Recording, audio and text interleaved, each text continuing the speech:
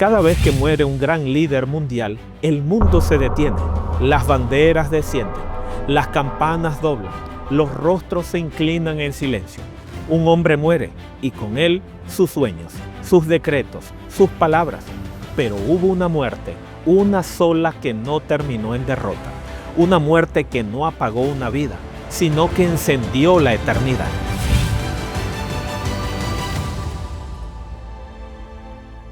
La muerte de Cristo no fue el final, fue el principio de todo.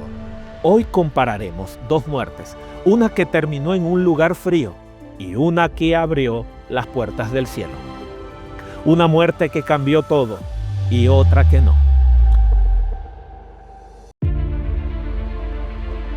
Desde el corazón de Roma, donde los líderes religiosos y políticos son llorados y los tronos quedan vacíos, el pastor Durán nos guía en una serie de temas que estremecen la conciencia, pero que nos llevan más allá del luto y más allá de la historia, hacia el único que venció la muerte. Cuando los papas y los reyes mueren, el rey para siempre vive.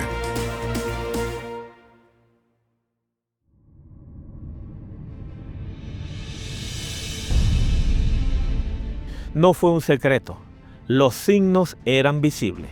La voz antienérgica se volvió débil, la respiración trabajosa, los movimientos lentos y pesados. La salud del Papa Bergoglio se deterioraba inexorablemente. La dificultad para hablar, los problemas respiratorios, la fragilidad de su cuerpo, todo indicaba que lo inevitable se acercaba. Y finalmente ocurrió. Jorge Mario Bergoglio, líder de los católicos en el mundo, dejó de respirar. El mundo respondió como suele hacer cuando un ícono cae. Dignatarios de todas partes se pusieron en marcha hacia Roma. Asistieron presidentes de las principales potencias del mundo: Estados Unidos, Francia, Italia, Alemania, Argentina. Primeros ministros, embajadores, jefes de estados de Oriente y Occidente, cada uno ocupó su lugar en la ceremonia. El Vaticano desplegó un protocolo riguroso, multitudes en la plaza de San Pedro, guardia suiza firme, estándares de luto ondeando en lo alto. El mundo secular y religioso se inclinaron. Recordaba en parte lo que sucedió tiempo atrás con la muerte de la reina Isabel II. Otro trono vacío, otro funeral de Estado, otra procesión de rostros solemnes y lágrimas. En ambos casos hubo tristeza, hubo lágrimas sinceras, hubo recuerdo de gestos, de palabras, de momentos de liderazgo. Pero hasta allí, tras su muerte, el Papa Bergoglio fue sepultado en las criptas vaticanas. Bajo el mármol frío de la Basílica de Santa María la Mayor, su cuerpo fue depositado. Allí quedó, como tantos otros que llevaron coronas, tiatras, cetros, anillos. Su voz se apagó, sus pasos cesaron, sus decretos, sus decisiones, sus discursos se detuvieron. ¿Qué quedó? Una tumba, un nombre en la historia y nada más. La muerte de un hombre, por grande que haya sido a los ojos del mundo, no trasciende en el plano eterno. Es solo el cierre de una existencia pasajera. Pero hace 2000 años atrás, otra muerte ocurrió. Una muerte única, singular, irrepetible. Una muerte que no quedó sepultada en el polvo del olvido. Una muerte que no se apagó bajo una losa de mármol. Una muerte que trajo vida, que encendió esperanza, que abrió las puertas de la salvación para toda la humanidad. Desde el primer instante de su ministerio, Jesús no ocultó su propósito. No vino a conquistar imperios con ejércitos, no vino a sentarse en tronos humanos ni a levantar estandartes políticos. He aquí el Cordero de Dios que quita el pecado del mundo. Juan 1:29. Desde el inicio Jesús fue señalado como el Cordero, el sacrificio anunciado, el Redentor prometido. El pueblo esperaba un Mesías militar, un líder que expulsara a Roma y restaurara el trono de David. Pero Jesús vino a librar una esclavitud más profunda, la esclavitud del pecado. El Espíritu del Señor está sobre mí, por cuanto me ha ungido para dar buenas nuevas a los pobres. Me ha enviado a sanar a los quebrantados de corazón, a pregonar libertad a los cautivos. Lucas 4:18. La misión de Jesús era redentora, no política. No vino a derribar gobiernos humanos, sino a derribar las cadenas invisibles del alma. ¿Pero acaso fue simplemente uno más entre miles crucificados por Roma? ¿Qué hace su muerte diferente? Si la crucifixión era un castigo común, miles fueron clavados en cruces, ladrones, insurgentes, esclavos. Pero la cruz de Jesús fue diferente. Él no murió por sus propios pecados. Él no fue vencido por Roma. Él ofreció su vida voluntariamente. Por eso me ama el Padre, porque yo pongo mi vida para volverla a tomar. Nadie me la quita, sino que yo de mí mismo la pongo. Juan 10, del 17 al 18. Jesús no fue una víctima del poder humano, fue el Cordero que eligió entregar su vida para salvarnos. Al que no conoció pecado por nosotros, lo hizo pecado para que por nosotros fuésemos hechos justicia de Dios en él. Segunda de Corintios 5, 21. Cristo, habiendo ofrecido una vez y para siempre un solo sacrificio por los pecados, se ha sentado para siempre a la diestra de Dios. Hebreos 10, 12. No fue simplemente un mártir, fue el sacrificio perfecto, una vez y para siempre. La muerte de Jesús no solo conmocionó a sus discípulos, conmovió al universo. El sol se oscureció, la tierra tembló, el velo del templo se rasgó de arriba a abajo. Y he aquí el velo del templo se rasgó en dos de arriba a abajo, y la tierra tembló y las rocas se partieron. Mateo 27, 51. La muerte de Cristo abrió el acceso directo a Dios. Ya no más mediadores humanos, ya no más barreras de sacrificios perpetuos. Cristo había consumado la redención. En aquella colina olvidada a las afueras de Jerusalén, una muerte cambió la eternidad. Una cruz, una sangre, una vida entregada trajeron salvación para ti y para mí. Jesús no apareció como un maestro más en la historia. Su vida fue anunciada siglos antes. Profetas de generaciones pasadas hablaron de él, de su misión, de su sacrificio, de su gloria. Mas él herido fue por nuestras rebeliones, molido por nuestros pecados. El castigo de nuestra paz fue sobre él, y por sus llagas fuimos nosotros curados. Isaías 53:5. Tú, Belén Efrata, pequeña para estar entre las familias de Judá, de ti me saldrá el que será Señor de Israel. Miqueas 5:2. Jesús fue el prometido. Su vida, su muerte y su resurrección no fueron accidentes, fueron cumplimiento de un plan eterno. ¿Pero qué sucedió? Los dirigentes religiosos de su propio pueblo, cegados por el orgullo y el amor al poder, no lo reconocieron, endurecieron su corazón, prefirieron sus tradiciones, prefirieron su propio sistema antes que al Salvador que venía a liberarlos del verdadero enemigo, el pecado. A los suyos vino y los suyos no les recibieron. Juan 1:11. Y hoy, 2000 años después, sus palabras aún resuenan, sus actos aún estremecen, su cruz aún llaman.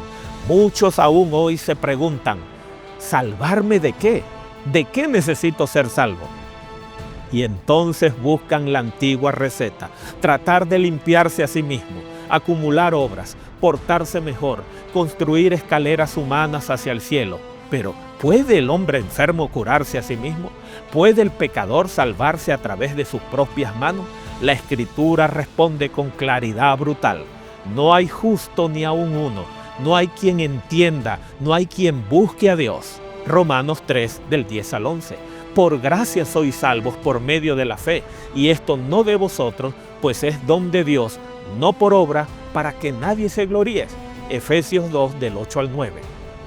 La salvación no es alcanzada, la salvación es recibida, no es mérito humano, es regalo divino.